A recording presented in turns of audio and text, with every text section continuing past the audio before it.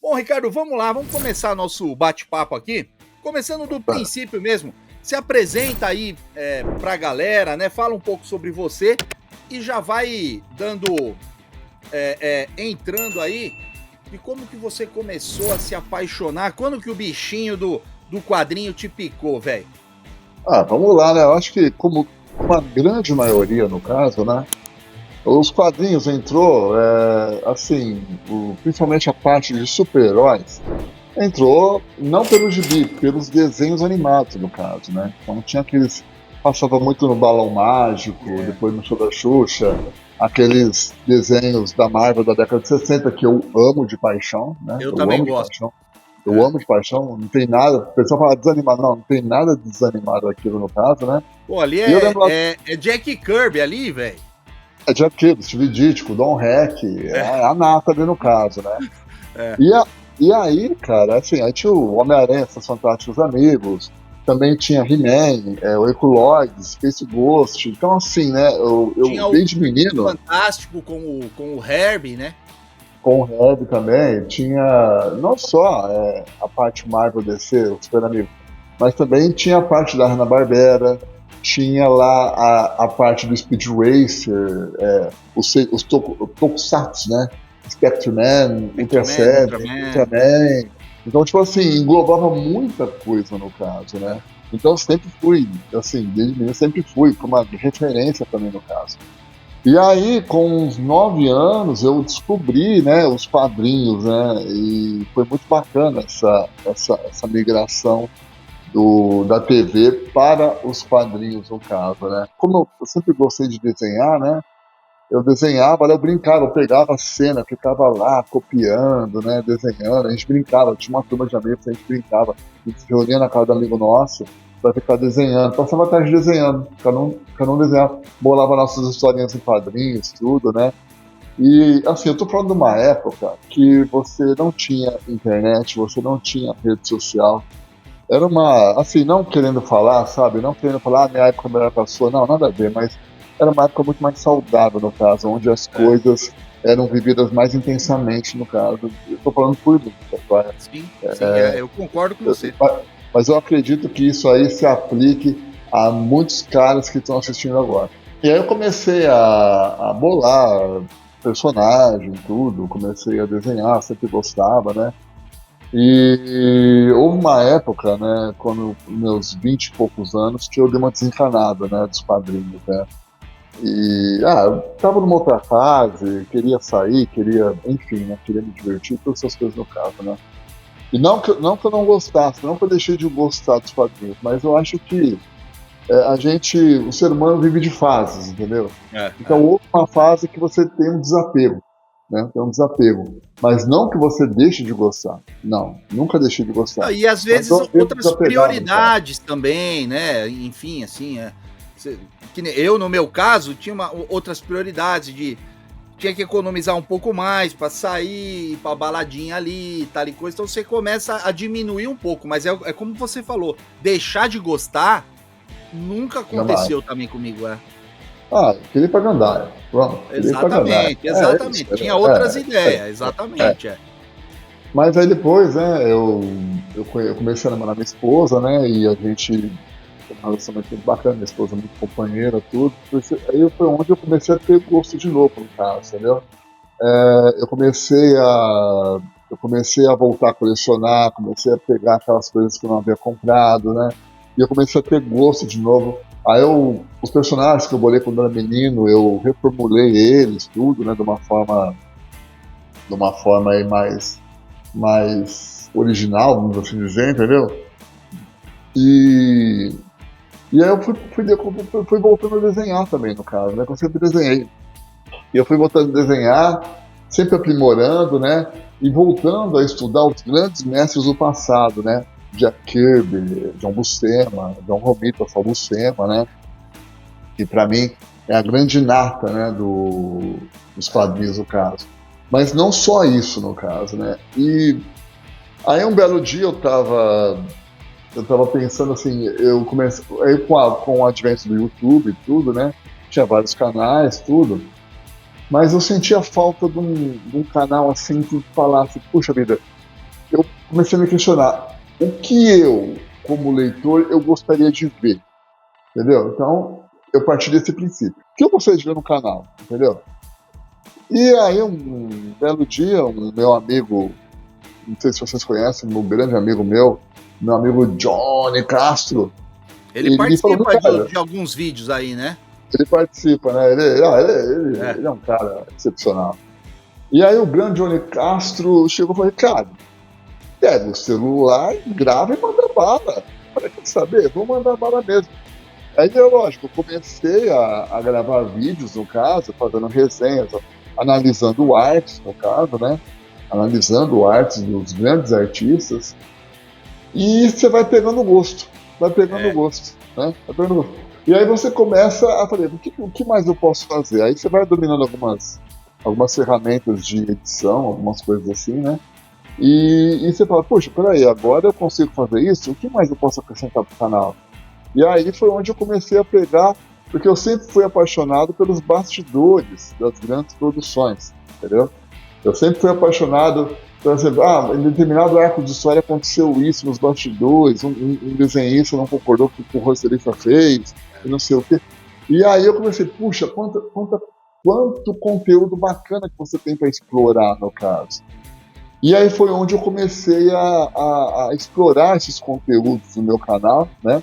Que nem um vídeo que eu acho que fez o canal decolar, né? Dentre vários, foi o vídeo dos personagens esquecidos, né? Que a gente tanto ama, né? Então tem um vídeo lá que eu e o Muito Johnny bom o Castro vídeo, faz. aliás. Muito bom, cara. Muito bacana. É, e até o Danilo Gentili comentou no vídeo, né? Assim, só pra ressaltar assim, o Danilo Só. Gentili. Mas assim, uma coisa que eu faço questão no canal é de responder a cada comentário. Eu faço questão de responder, porque a pessoa foi lá, teve consideração em participar do canal, em interagir com o canal. E isso é muito bacana. Eu costumo dizer, da minha parte, né, que a gente está formando uma... Como meu apelido é Ricardo Lobinho, né, meu apelido Lobinho desde menino, então eu estou puxando esse apelido no caso, hein, a gente formar uma grande alcateia de velhos lobos jurássicos leitores, no caso, né? Com aquela chama teenager, porque assim, a idade é só um número. O que vale é o interno, é a nossa chama teenager, que se recusa a apagar dentro de nós, no caso, entendeu? E aí eu fui desenvolvendo o canal e tipo assim, essa galera, eu ouso dizer, é uma galera mais das antigas, acho que acima dos 40, pelo menos dos 40 anos para cima, dos 40, até dos 45 para cima no caso, eu acho que isso é a parte mais, é o grande monte do meu canal no caso, né? E assim, o que é legal? É a troca de experiência, porque às vezes eu faço conteúdo e um inscrito vai lá e complementa com um comentário o conteúdo e fala, olha isso, cara, olha isso, eu não sabia disso. Então, tipo assim, eu costumo dizer, né, no meu canal, a gente está em 2030, mais ou menos, inscritos agora, mais ou menos, né? É um canal novo, tá? Mas é um canal, assim, onde a galera que participa é uma galera preocupada em falar de quadrinhos, né? Em falar dos clássicos. Eu assim, cada um tem o seu conteúdo, cada um fala aquilo que quiser, é uma democracia. YouTube é uma democracia, entendeu? Mas eu, particularmente, não gosto de inserir assuntos políticos no meu canal. Eu quero me divertir, eu quero falar daquilo que eu gostava, entendeu? Eu quero fazer um conteúdo daquilo que me dava prazer, no caso, né? Então, assim, eu gosto de falar das grandes sagas, dos grandes combates, de um personagem, dos grandes desenhistas, arte finalista. Eu gosto muito de ressaltar a importância do arte finalista nas histórias em quadrinhos, no caso, né? Porque eles dão um toque da magia, né? Que nem abrindo parênteses aqui, o que eu acho o melhor arte finalista de todos os tempos, o Joe Sinnott, um dos grandes responsáveis pelo sucesso do Quarteto Fantástico, da revista do Quarteto Fantástico, no caso. Porque ele, com aquela linha firme, aquele traço linear, aquele traço limpo, aquela arte final limpa, ele enriqueceu ainda mais o traço, não só do Jack Kirby, mas como do John Buscema, do John Romita, entendeu? Do Rick Bucker. até a fase do John Byrne, no caso, entendeu? Que aí o John Byrne assumiu tanto na arte final quanto nos desenhos. Então você vê a importância do arte finalista. E eu também tenho um vídeo que eu ressalto muito a melhor fase do Homem de Ferro por conta, principalmente do Bob Layton, no caso, que é o arte finalista. Eu adoro também a fase do Bob Layton. Cara, aquilo é maravilhoso. Na minha opinião, ele é o grande responsável. Assim, tem o David Michelini, né?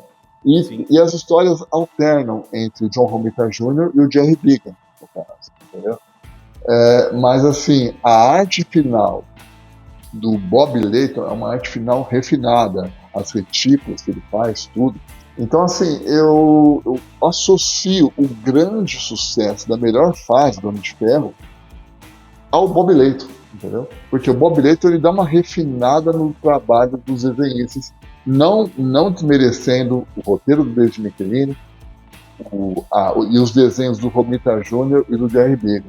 Mas eu associo o sucesso da série principalmente ao Bob Layton, na minha opinião. Tá, na minha opinião. Eu concordo 100% pra você. Assim, eu sempre gostei bastante do Homem de Ferro. Eu comecei ali com o super-herói. Peguei alguma coisinha da Block, mas muito pouco. Eu comecei mesmo ali com os super-heróis na Rio Gráfica e Abril. A partir de 79 ali, né? Que eu comecei com os super-heróis. Só que eu tinha uma preferência pelos quadrinhos da Abril. Porque eu não sei se apesar deles usarem aquela cor chapada, né? Um quadrinho inteiro com uma cor só, o caramba, mas eu não sei, eu achava mais brilhante e tal, e eu odiava aquele Homem-Aranha quase roxo, né? Que é praticamente a cor original lá, né? E o Homem de Ferro sempre foi um dos meus prediletos ali. E quando chegou nessa fase ali, na Heróis da TV, a fase do Bob Layton, cara, eu acho, pra mim, era quase o que veio a ser depois a Image Comics na década de 90. Aquelas retículas, todo esse cuidado que ele tinha, cara, pra mim, a armadura do Homem de Ferro brilhava, cara, nos meus olhos. Era maravilhosa. A história uma das histórias que eu acho mais fantásticas é a história que o Homem de Ferro luta com o Hulk, né? E nessa luta, o Homem de Ferro usa toda a carga da armadura para nocautear o Hulk, a ponto do Homem de Ferro o Tony Stark ficar preso dentro da armadura. Dentro da armadura. E aí, quem vai lá para salvar o dia? O Homem-Formiga vai lá e entra dentro da armadura para destravar a armadura antes de ele morrer sufocado. Olha a originalidade disso, olha a originalidade dos roteiros do cara, né? Então, assim, na minha concepção, né, de velho lobo jurássico, eu gosto de brincar assim. Nessa concepção, eu falo, um clássico jamais será superado, no caso. Era muito original, era muito divertido. Tinha aquela adrenalina, aquele combate, aquelas onomatopeias que pulavam. Eu, particularmente, eu sou muito mais fã do estilo cartunesco do que do estilo real, no caso. O cartunesco é o que dá vida, é o que dá a magia aos desenhos, aquela viajada, no caso, né? É muito bacana, muito empolgante, muito... A gente que começou a ler com 9 anos, né? E a gente vai entrando na fase da pré-adolescência, aquilo borbulhava nosso sangue, no caso. Muito bacana, muito show de bola. Não se inscreveu ainda? Tá perdendo tempo, se inscreve agora! E eu deixo, dicas de vídeos mais antigos do canal, me ajuda aí. Assista um desses vídeos, deixa um like lá também. Sem mais delongas, fui!